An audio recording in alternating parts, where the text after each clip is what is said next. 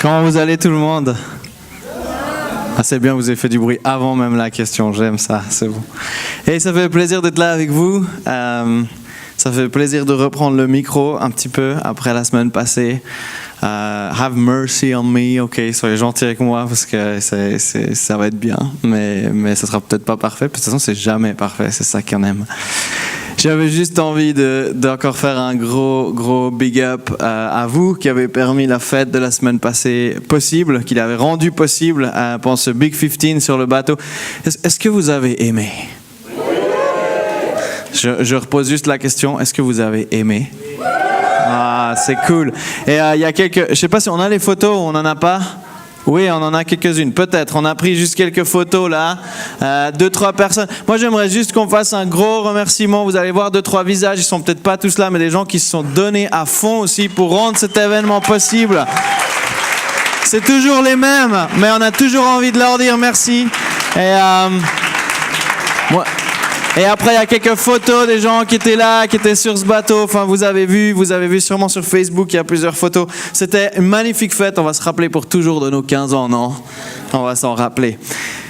Imagine-toi quand on était sur ce bateau-là, au large. On peut rester sur cette photo, Amael, ce serait parfait. C'est génial. Imagine-toi sur ce bateau, sur le lac Léman, la semaine passée, parce qu'il faisait plus froid, donc ça va encore mieux avec ce que je veux t'illustrer maintenant.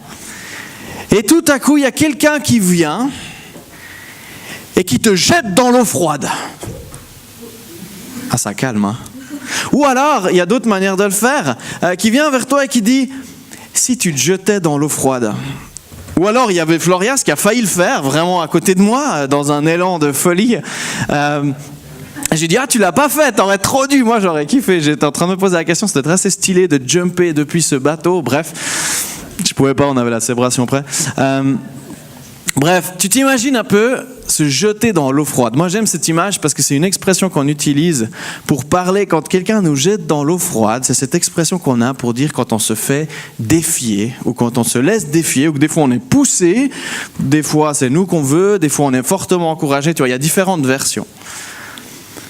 Et pour t'illustrer un peu cette idée du défi, pour dire qu'on est tous différents, c'est assez drôle. Si tu vas une fois au bord du lac, au début du printemps, ou tard dans l'année, quand les gens rentrent dans l'eau froide, il y a chacun qui a sa technique. Vous êtes d'accord avec moi, non? Il y a les bourrins comme moi, il faut y aller le plus vite possible, parce que comme ça, on ne le sent pas passer. Donc tu cours, et puis après tu bouges comme un fou parce que tu crèves de froid.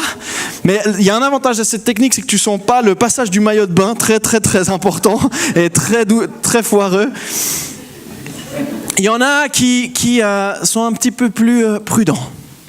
Tu sais, ils vont rentrer dans l'eau froide. Ouh, c'est froid. Bah, t'es tous là, oui, mais ça on sait.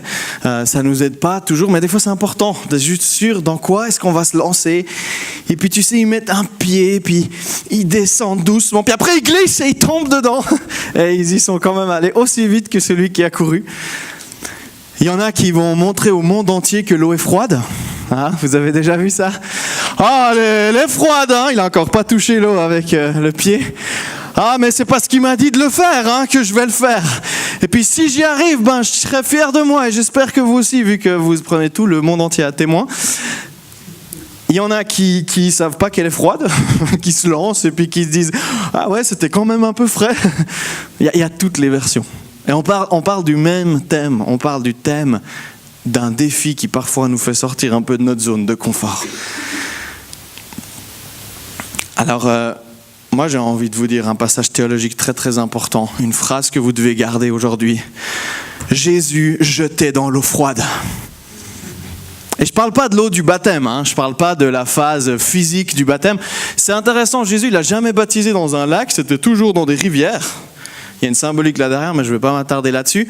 Mais ce n'est pas des rivières qui devaient être hyper chaudes non plus. Parce que le principe d'une rivière, c'est que c'est froid, parce que ça coule, ok ?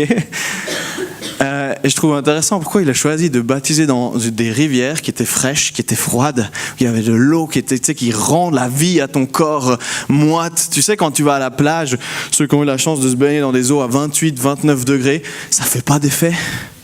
Quand tu rentres dans un jacuzzi, ça fait rien, tu sais, tout qui s'arrête. Quand tu rentres dans une rivière, il y a de la vie qui sort de ça. Alors, j'ai envie de lire avec toi un passage connu qu'on va reprendre aujourd'hui où Jésus a jeté un gars dans l'eau froide.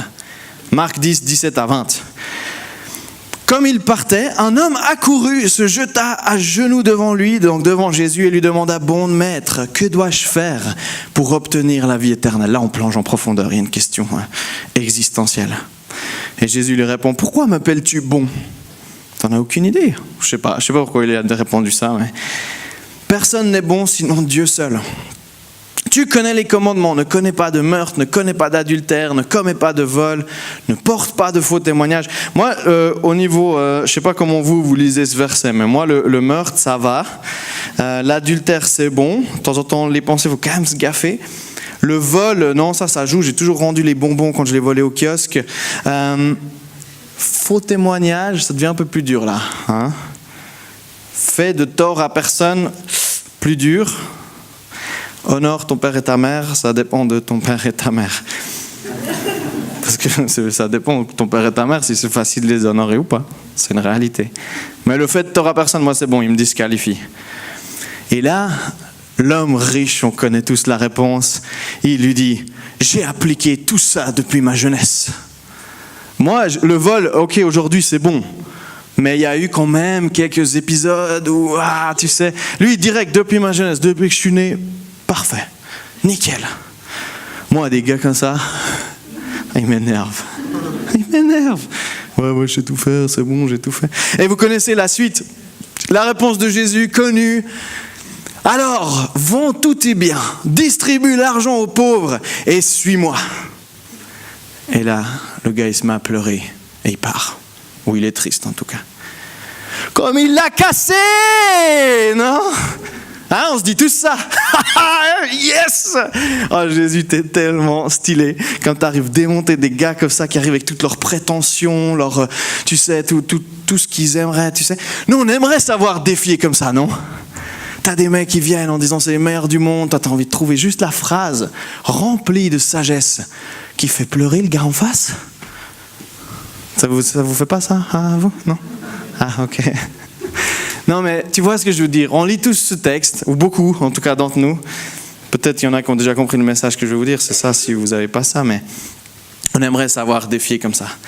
Moi, je me souviens, à l'époque, quand j'avais 18 ans, comme ça, on organisait nos premières soirées, puis on était on fire, puis on était au taquet, puis on essayait de recruter tout le monde dans l'église, et puis moi, j'avais pas de souci de défier.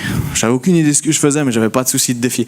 Je me souviens d'avoir été devant le conseil d'église, là, tous les sages de l'église, puis dire, ok, on va louer cette salle pour une soirée, ce serait cool que vous nous payiez. Puis les gars disaient, ouais, mais tu sais, j'étais là, non, mais vous avez pas la foi ou bien?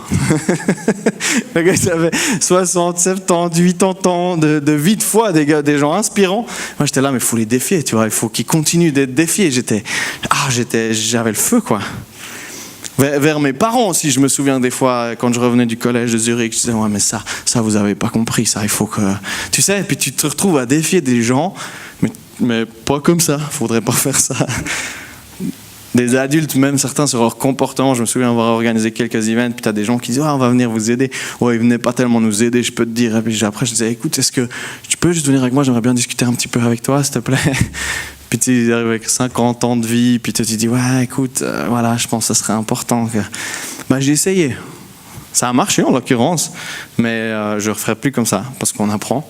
Mais j'avais pas peur. J'avais pas peur de défier. En tout cas, c'est ça je sais. Et tout à coup, le regard des autres. Le regard des autres. Les gens, qu'est-ce qu'ils vont penser de toi? Des critiques qui viennent te dire, ouais, tu sais, machin. Ouais, moi je ferais un peu différemment, mais je veux pas trop prendre de responsabilité, mais je ferais différemment. Ouais, tu sais, je t'aime pas trop, j'aime pas trop comment tu dis les choses. Des trucs durs qui te font genre, je veux plus dire parce que, ouais, ça marche plus. Et cette peur du regard des gens, les amis, elle crée une énorme barrière dans nos relations. Que ce soit vis-à-vis de nous-mêmes ou que ce soit vis-à-vis des gens, quand on est en position de défier, ou alors quand des gens nous défient, parce que ça peut essayer dans l'autre sens, on met une barrière. Et moi j'ai envie de te dire, c'est peut-être le truc le plus important ce soir. On a besoin d'une révélation. Et cette révélation, elle est basique, de basique. Mes amis, prenez juste ces 2 prochaines minutes au sérieux pour toutes vos prochaines semaines. La révélation qu'on a besoin, c'est une nouvelle révélation de la liberté. De la vraie liberté. Et j'aimerais lire ce passage, qui pour moi est le passage qui résume tellement bien en une phrase. Si c'est un verset que tu as déjà vu, c'est parce que c'est celui-là qu'il faut retenir. C'est pas parce que tu es un croyant depuis trop longtemps, c'est parce qu'il est important. Si donc c'est le Fils, autrement dire Jésus, qui vous donne ou qui te donne la liberté, alors vous serez vraiment libre. J'aime ce mot, parce qu'il donne toute la puissance à ce mot de liberté. Moi, je rêve que chacun d'entre nous, on entre dans un nouveau niveau de ce que c'est la liberté dans notre vie avec Dieu. Pas une liberté pour faire ce qu'on veut. Une liberté, on a déjà cette liberté de faire ce qu'on veut, ça fait partie de ce qu'on a au début de notre vie. Mais une liberté de rentrer dans ce que Dieu veut, une liberté d'écouter Jésus, une liberté de vivre avec Jésus, de faire cette vie avec lui. Une liberté de se remettre en question, une liberté de laisser des gens parler dans nos vies, etc., etc. Je vais te raconter encore plein de choses maintenant, mais c'est ce son qui peut rester dans nos oreilles. Si on est libre, les amis, j'ai juste envie de dire encore un truc par rapport à la liberté. Si on est libre, on va tous jumper dans cette salle quand il y a les chants de worship qui sont là. Parce qu'on est libre. Quand on doit lever nos mains au ciel pour worshiper, c'est parce que c'est un peu gênant au début, la première fois. Mais on le fait parce qu'on est libre. Quand on décide de vivre des choses radicales dans nos vies ou d'écouter les conseils de gens, on le fait parce qu'on est libre dans notre relation avec Jésus, parce qu'on vit, parce qu'on vibre pour cette vraie liberté, d'être vraiment libre. Alors qu'est-ce qui nous libère ? Qu'est-ce qui nous libère ? Jésus il a vécu un passage incroyable qui me défie à fond et qui va nous défier ensemble ce soir. Imagine-toi le Big 20 d'ICF Lausanne, dans 5 ans. On est 5000, allez, 5000, ah ouais, là c'est prophétique. Hein. Faudra un plus gros bateau, ils n'ont pas la CG encore, ils vont le faire construire. Ou on va le construire nous-mêmes, yes, come on. Imagine-toi, Big 20 d'ICF Lausanne, on n'a pas besoin des images parce que vu que c'est prophétique, c'est dans nos têtes, c'est cool. Sinon tout le monde va regarder les images, mais ça c'est le passé les amis, on regarde devant, ok ? 5000 personnes qui sont là à faire la fête et on a eu le guest speaker qu'on a toujours voulu avoir qui vient gratuit en plus.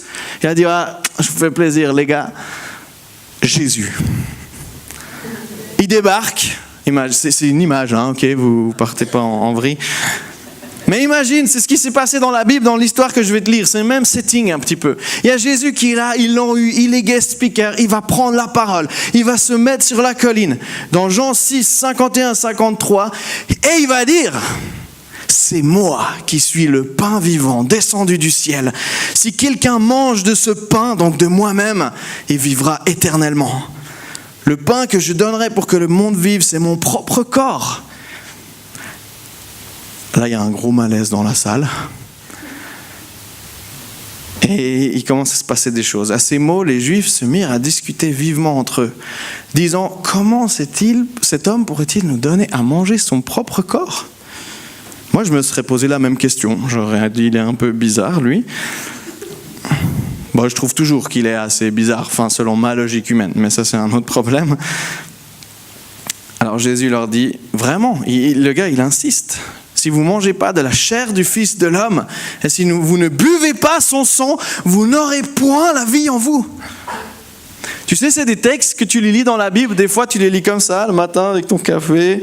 C'est moi qui suis le pain vivant descendu du ciel, si quelqu'un mange de ce pain, il vivra éternellement. Le pain que je donnerai pour que le monde vive, c'est mon propre... Ouais. À ces mots, les Juifs se mirent à discuter vraiment entre eux, disant, cet homme pourrait-il... Ouais, tu sais, c'est ce genre de texte que tu peux lire un peu comme ça. Ça vous est déjà arrivé de lire la Bible comme ça ? Puis t'as des gens qui sont passionnés de Jésus, qui disent que tout ce que Jésus dit, c'est incroyable et c'est vrai, mais qui le vivent d'une manière très explicite. C'est moi qui suis le pain, tu sais, ils vont te faire un prêche juste là-dessus. Et puis toi, t'es là, bizarre. T'amènes ton ami qui découvre l'église pour la première fois, c'était là pour la première fois, t'inquiète pas, ça va redevenir normal. Bref. Nous, aujourd'hui, on fait le lien avec l'image de la Sainte Seine, non ? Ah oui, le corps, le pain, puis après il y a la Sainte Seine, puis il y aura la communion, la Sainte Seine là-bas, tu peux prendre si tu veux après, enfin voilà, boire le... Enfin, nous, ça, c'est un petit peu logique, même les gens qui ne vont pas à l'église, ils connaissent quand même un peu ça. Mais à l'époque, ils ne savaient pas ce que c'était. Et les disciples, ils vont se dire un peu plus loin, Jean 6, 60, 61, ce langage est bien difficile à accepter. Qui peut continuer à l'écouter ? Jésus savait fort bien quel murmure ces paroles avaient soulevé parmi eux. C'est pourquoi il leur dit « Cela vous choque-t-il » Moi j'aime Jésus, il a toujours un temps d'avance. Ça vous choque ? Et là, un petit peu plus loin, j'ai coupé un peu le texte, mais il va leur dire, versets 66-67, enfin il va se passer ça, à partir de ce moment, il y a beaucoup de disciples qui vont l'abandonner et qui vont arrêter de suivre Jésus par rapport à ce qu'il a dit. Il y a des gens qui sont partis de notre église ou d'autres églises juste parce que quelqu'un avait dit quelque chose, puis ils ont décidé de partir. Alors Jésus, tu sais ce qu'il fait ? Il se tourne vers ses 12 disciples et il dit, vous ne voulez pas partir vous aussi ? Je te pose la question, est-ce que tu as envie d'arrêter de suivre Jésus ? Jésus il avait cette liberté de poser cette question. Parce qu'il n'était pas en train d'essayer d'amadouer une foule de 5000 personnes. Il était en train de partager un message qu'il savait qui était juste. Il n'avait rien à prouver. Mais par contre, il voulait des gars qui le suivaient, qui étaient en feu, qui étaient convaincus. Moi, je trouve qu'il n'y a rien de pire que quand on n'est pas convaincu, non ? Tu as déjà eu un vendeur qui vient d'essayer de te vendre un truc puis il n'est pas convaincu. Tu te dis, vous aussi, vous aimeriez partir ? Si vous voulez, vous pouvez, vous avez la liberté. J'ai envie de partager quelques trucs par rapport à ce texte. C'est un choix de suivre Jésus. Et c'est dans notre intimité avec Jésus, dans notre relation intime avec lui, qu'on prend ce choix et qu'on le reprend et qu'on continue et qu'on grandit dans cette conviction-là. Il n'y a rien d'autre, les amis. Il n'y a rien d'autre que cette partie-là. Parce que dans cette intimité avec Jésus, on commence à le comprendre de mieux en mieux. On commence à être proche de lui de mieux en mieux. Et on comprend que ces trucs chelous qui nous balancent devant 5000 personnes, où nous on est mal à l'aise, moi je sais qui c'est ce gars. Je sais ce qu'il est en train de raconter. Tu as déjà été avec un pote dans une soirée et qui te balance un truc, mais rien à voir. Puis toi, tu venais dire à tout le monde que c'était ton meilleur pote. Puis tu es là, sa blague était bien nulle, tu sais, un gros vent. Puis toi, tu es là, mais si c'est ton pote, tu le connais, tu vas pas te barrer à la course parce qu'il vient de se louper dans une blague, non ? Et même si sa blague, elle était incroyable et que les gens étaient pas assez intelligents pour la comprendre, ça peut aussi arriver, hein ? Là, en l'occurrence, c'est pas qu'ils sont pas assez intelligents, mais c'est que ce que Jésus leur parle, c'est la vérité, mais elle est imagée, elle est dure à choper. C'est pas vrai que c'est pas facile de lire la Bible toujours. Mais on sait qu'il y a sûrement une bonne raison là derrière. On sait qu'il est en train de partager quelque chose qui fait du sens. J'ai envie de vous dire un autre truc, les amis, c'est qu'il faut un cadre qui est sain. Comment est-ce qu'on le vit ? Comment est-ce qu'on vit ce cadre avec Jésus ? Comment est-ce qu'on vit avec les gens qui sont autour de nous ? De qui est-ce qu'on s'entoure ? Donc notre relation avec Jésus, elle compte. Et les gens que nous, on choisit d'avoir autour de nous, ça fait une différence. Vous avez vu, Jésus, il a choisi les gens qu'il a autour de lui. Il leur donne même la liberté. Donc déjà, il les a choisis, puis ensuite, il leur a laissé la liberté d'être là autour. Tu ne peux pas forcer des gens d'être tes potes, ok ? Mais quand tu vas avec un cœur sincère de dire « tu m'inspires, tu es une inspiration dans ma vie, j'ai envie d'être autour de toi, j'ai envie que tu sois quelqu'un qui me fasse grandir, qui me jette parfois dans l'eau froide et qui me défie », ça fait une différence. Donc, c'est un petit peu avec cet aspect-là, autant, je vais prendre le flip chart, autant dans notre vie avec Jésus, dans notre relation avec Jésus, que dans notre relation avec les gens, avec nos amis, les gens qui nous entourent. Il y a 3 choses qui, pour moi, ressortent un petit peu de ce texte, que j'ai envie de te partager. La première chose, c'est qu'on a le choix de s'engager, on est libre. C'est ce que je t'ai déjà dit avant. J'ai envie juste de t'expliquer un petit peu 2-3 notions cool de ce que Jésus a fait avec ses disciples. Qu'est-ce que c'est de vivre en tant que disciple de Jésus ? Jésus, pendant toute sa période sur cette terre, 3 ans, c'est pas long, il a appliqué 2 principes dans lesquels il a vécu avec ses disciples. La première chose, c'est que il défiait les gens. On l'a vu avant, il les défiait. Il les challengeait. Je vais mettre challenge parce que ça fait cool. Tu peux mettre défi, mais comme tu veux. Mais il défiait les gens, on a vu. Et d'un autre côté, en même temps, Jésus, il invitait les gens.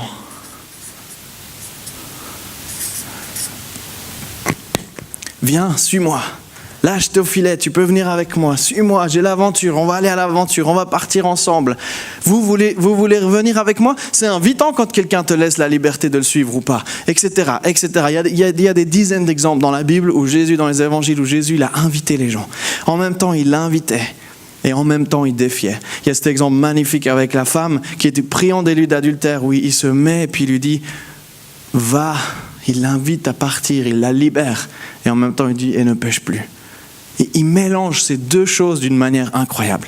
Ok, c'est cool parce que ça, c'est des trucs qu'on peut appliquer dans nos vies. On n'a pas besoin de dire « Ah, c'est cool, c'est dans la Bible ». Non, c'est dans nos vies aussi. Parce que la Bible est dans nos vies, c'est le mieux. Ça marche bien en tout cas. Ok, qu'est-ce qui se passe si, avec les gens qui sont autour de toi, que tu sois toi en train d'investir en quelqu'un, quelqu'un investisse en toi, ou dans ta vie avec Jésus, si je vais juste reprendre les termes, si tu es énormément dans l'invitation, mais pas du tout dans le challenge, on est des consommateurs. Ah, moi j'aime cette église, on me dit toujours que je suis bien, que je suis génial, surtout on me défie jamais. Je suis jamais défié, je suis jamais poussé dans mes limites, on m'encourage jamais au potentiel que j'ai. On me dit rien quoi faire, c'est chill. Par contre, on est toujours gentil avec moi, il y a toujours un verre à l'accueil, c'est invitant, c'est juste d'être invitant, mais s'il n'y a pas de challenge, on est des consommateurs. Dans notre vie de disciples, on devient des consommateurs. Si il y a... Ah, j'ai fait une bêtise, je crois, c'était beaucoup d'invitations, c'était là, pardon. Si on n'a ni challenge, ni invitation, qu'est-ce que ça fait? C'est nul. C'est ennuyant.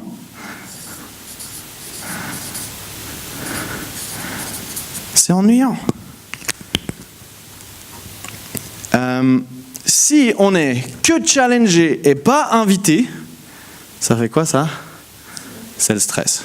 C'est le stress, on est pressurisé, on est sous pression, on fait que d'être défié, mais on n'est pas, ce serait quoi? C'est stressé, voilà. Ce quartier-là, c'est le stress, quand il n'y a que du challenge, mais il n'y a pas d'invitation. Quand on n'est que ni invité, ni challengé, c'est ennuyant. Quand on est invité, mais pas challengé, on devient des consommateurs, ça devient cosy, ça devient confortable. Et quand on est autant challengé et invité, c'était ça les disciples. Jésus a fait les deux avec eux. Ils étaient sainement, ils grandissaient sainement. C'était cet art de défier. Et ça, je crois que c'est tellement puissant, les amis. Prochaine fois qu'on vous défie, n'oubliez pas, c'est parce qu'on vous invite à aller plus loin. Prochaine fois qu'on vous invite à aller plus loin, qu'on vous invite tout court, c'est parce qu'il y a le potentiel d'être défié, d'être challengé et de pouvoir grandir. Ok, c'est bon ça, non? Ça, c'est juste en regardant les évangiles qu'on peut trouver des trucs comme ça. Je ne suis pas le premier à faire ce dessin, je vous rassure, ce n'est pas moi qui l'ai inventé, mais il y a de la puissance là-dedans. Un autre truc qu'on voit dans cette histoire, c'est qu'il y a une relation d'intimité. Et il faut des relations d'intimité autour de nous, les amis. Les relations d'intimité, moi je trouve que ça défie le degré d'amitié. Moi je ne crois pas qu'on est des amis par le nombre de fois qu'on se voit. Je crois qu'on est des amis par l'intimité qu'il y a dans une relation entre nous. Parce qu'on peut se voir beaucoup et dire n'importe quoi. On peut se voir peu et être proche. Mais en général, plus on se voit, plus on devient intime. Ça, si jamais tu as vu une belle fille ou un beau gars, c'est un concept. Ça. Si tu la vois pas ou tu le vois pas, tu as peu de chances de devenir intime, d'accord ? Mais je crois que ça, c'est une des choses importantes. Et c'est quoi ton degré d'intimité avec tes amis autour de toi ? Est-ce que tu leur partages tes plus gros soucis ? Est-ce que tu leur partages tes plus gros défis ? Est-ce que tu te sens invité ? Et est-ce que tu es redevable ? Souvent on dit ouais, j'ai un gars que je suis redevable, je l'appelle si jamais j'ai fait un défi. Ouais, c'est ça, ouais, mon œil. Si tu as un pote, il va venir te dire hey, je vois qu'il y a un défi là, je vois qu'il y a quelque chose qui ne va pas, mon gars. Dis-moi. Et puis là, tu sais que tu peux y aller. Et la dernière chose, c'est ce qu'on a discuté avant, la liberté. Et dans liberté, moi je vois dans la relation, c'est l'honneur. Est-ce qu'on honore notre Jésus? Parce que lui, il nous honore de toute façon. Est-ce qu'on honore nos amis? Est-ce qu'on honore les gens que Dieu nous confie? Parce que quand on les honore, c'est parce qu'on a cette liberté de vivre la relation à fond avec eux.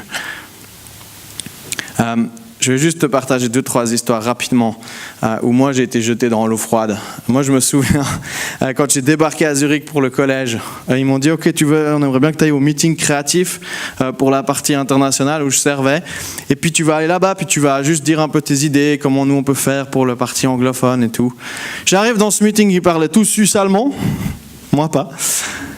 Et j'étais là avec Léo, avec tous les big gars de Zurich qui ont 10-15 ans d'expérience dans ce qu'ils faisaient, ça allait vite. Moi, je captais rien du tout.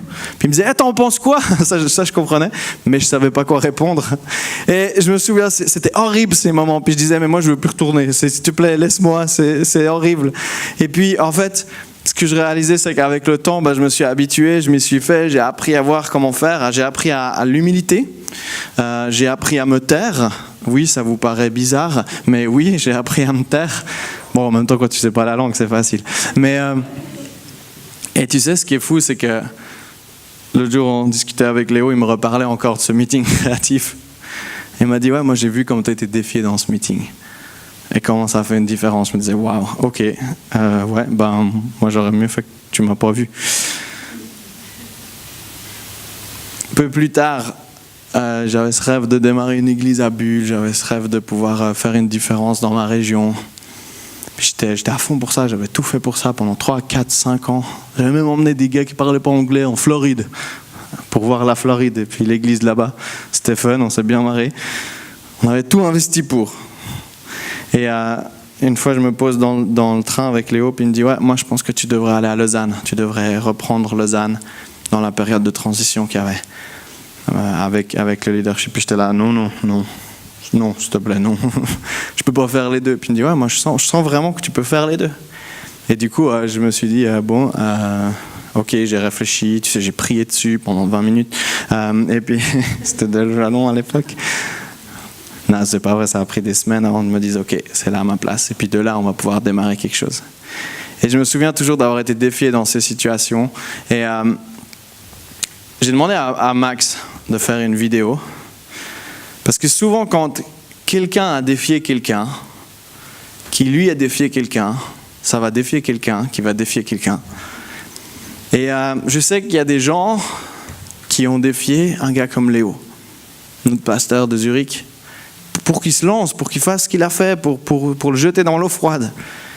Et un jour, c'était à son tour de lui de me défier, de dire écoute, moi je vois ça, je vois que tu peux faire les deux, je vois qu'il y a cette possibilité-là. J'ai demandé à Maxime qu'il fasse une petite vidéo juste de quel était son défi, qui était la suite. D'accord ? On peut passer la vidéo juste maintenant. Bonjour les Lausannois, vous allez bien ? Alors Jérémy m'a demandé de faire un petit témoignage d'une fois où je me suis retrouvé défié dans une situation. Et je pense la fois où j'ai été le plus défié, c'est en fait quand j'ai dû prendre ICF Bulle, le leadership. En fait, de base, ça ne devait pas être moi qui devais être le pasteur de cette église.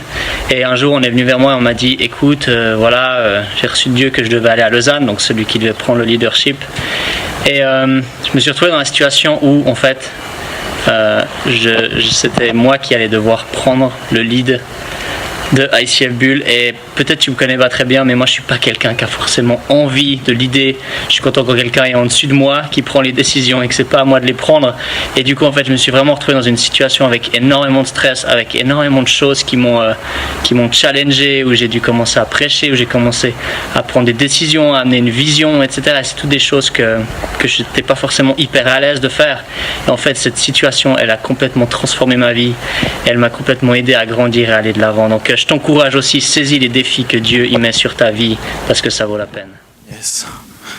Puis vous connaissez des gens à Bulle qui ont sûrement été défiés par ce gueulu là.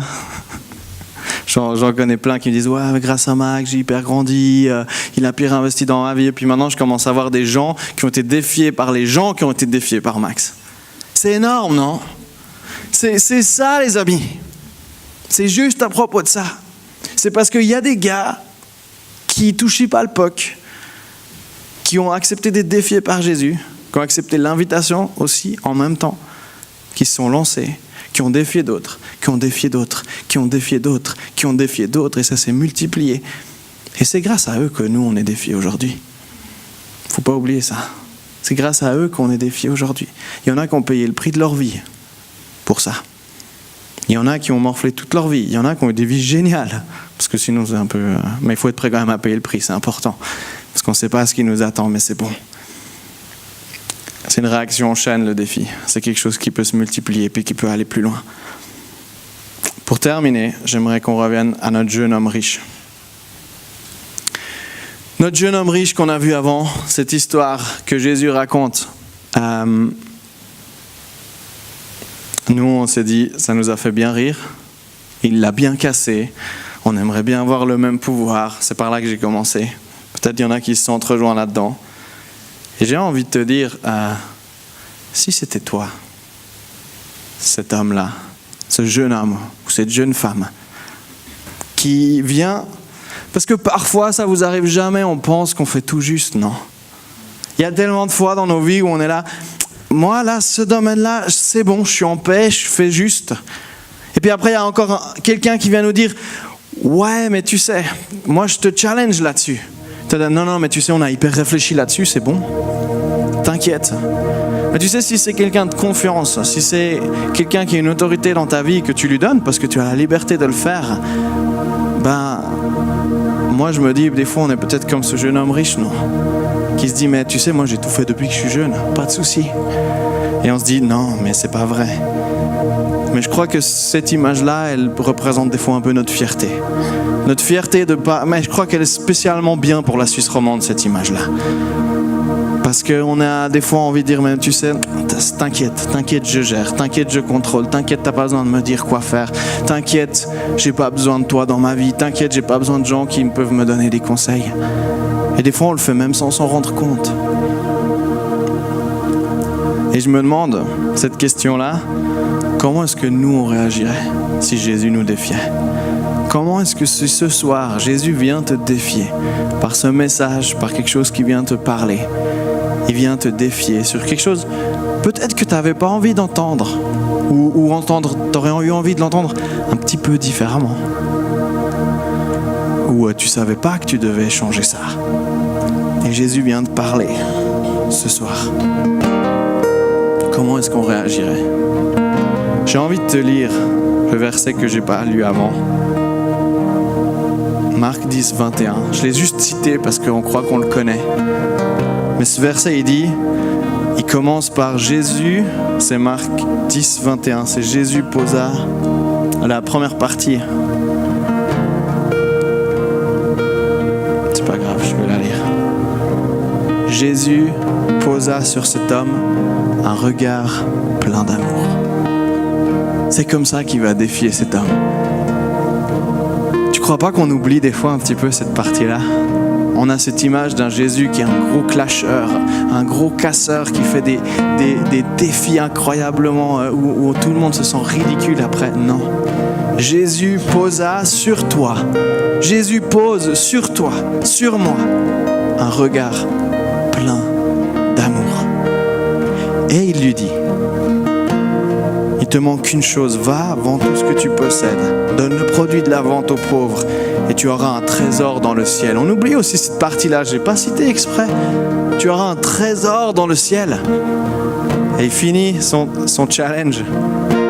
Jesus Challenge, ça va être un nouveau truc sur les réseaux sociaux. Puis viens et suis-moi. Suis-moi, je t'invite à me suivre.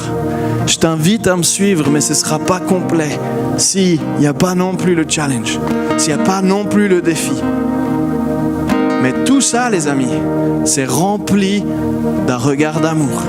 Tout ça, les amis, c'est rempli d'un Jésus qui sait qu'il y a un trésor au ciel parce qu'il en vient.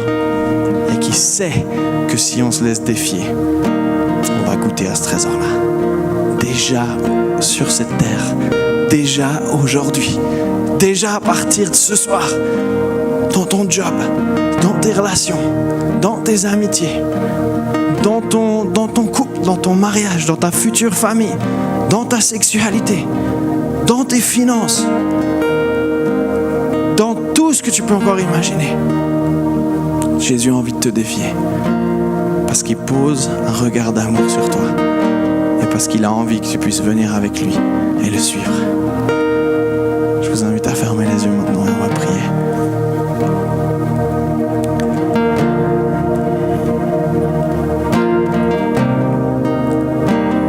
Saint-Esprit, tu viens maintenant poser sur nous un regard d'amour. Tu viens maintenant poser un regard d'amour sur chacune de nos vies qui sont représentées ici par notre personne. Saint-Esprit, j'aimerais te prier. Jésus, j'aimerais te prier que comme tu l'as fait à ce jeune homme riche, en nommant, en utilisant des mots qui étaient précis pour lui dire combien tu l'aimais, ou que les autres qui étaient autour ont ressenti combien ils l'aimaient, combien il était aimé, combien tu avais envie qu'il te suive, combien tu avais envie qu'il vienne avec toi. Que ce soir tu puisses parler avec les mêmes mots dans nos vies, Jésus. Que tu viennes révéler, viens nous défier ce soir. Dans cet amour, dans cette liberté, viens combiner sur la vie de chacun d'entre nous, Jésus, ce soir, le mix parfait entre le challenge et l'invitation, entre le défi et l'invitation. Jésus, on n'a pas envie d'être des consommateurs. On n'a pas envie d'être des gens qui ne sont pas défiés, qui n'avancent pas. On n'a pas envie de voir une église de consommateurs, Jésus. Jésus, on n'a pas envie de voir une église de gens stressés qui n'en peuvent plus. Jésus, merci parce que tu m'as évité ça. Tu veux pas ça pour nos vies, qu'on finisse brûlés. Merci parce que si on t'écoute, tu viens nous dire assez tôt, même si ça prend 1 ou 2 mois. Tu viens juste assez tôt avant qu'on s'effondre. Jésus, on veut pas être une église de stressés. On veut apprendre de nos erreurs. Jésus, on ne veut pas être une église de gens qui s'ennuient.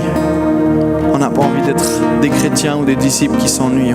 Jésus, on veut juste être des disciples qui sont vraiment libres. Et je prie ce soir au nom de Jésus sur ta vie que tu sois vraiment, vraiment, vraiment libre de te laisser défier.